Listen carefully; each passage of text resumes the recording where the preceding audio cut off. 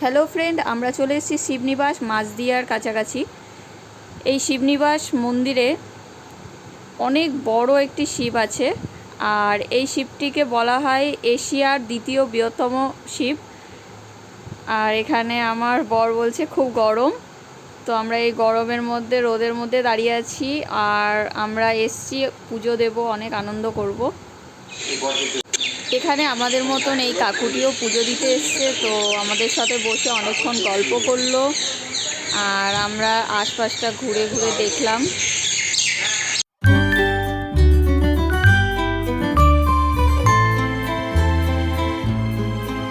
শিবনিবাস থেকে চলে আসলাম আমার এক দাদু বাড়ি।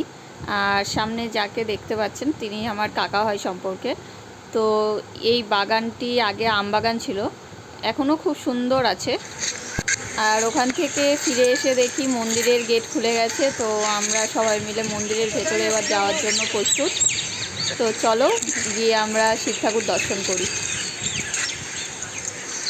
আমরা এখন যে মন্দিরটিতে যাচ্ছি এই মন্দিরটির একটি নাম আছে, তো নামটি হলো রাজরাজেশ্বরী মন্দির।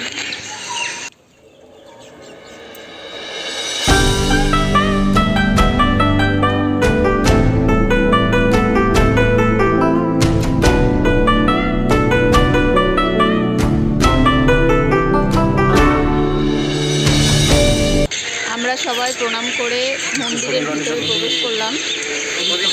আর প্রবেশ করে সত্যি অসাধারণ একটি শিব ঠাকুর দেখতে পারলাম। অনেক বড় একটি শিব ঠাকুর।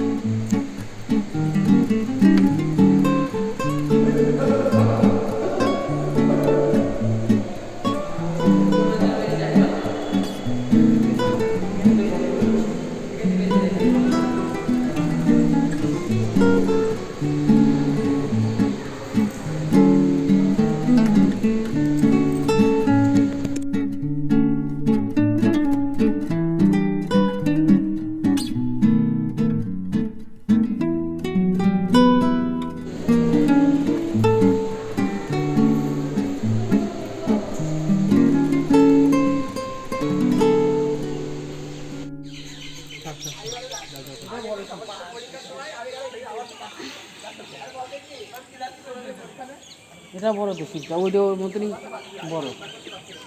ওটা সব থেকে বড়, ওটা সব থেকে বড়।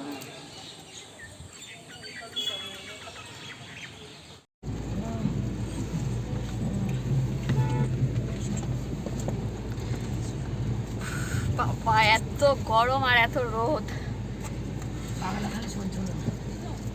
তো আমাদের ঘোরা কমপ্লিট হয়ে গেছে, আমরা বাড়ি যাচ্ছি। টাকা লাগে নাকি?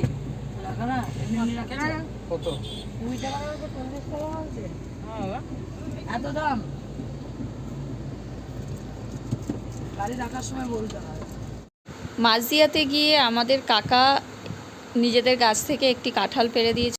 ভিডিওটি কেমন লাগলো অবশ্যই জানাবেন।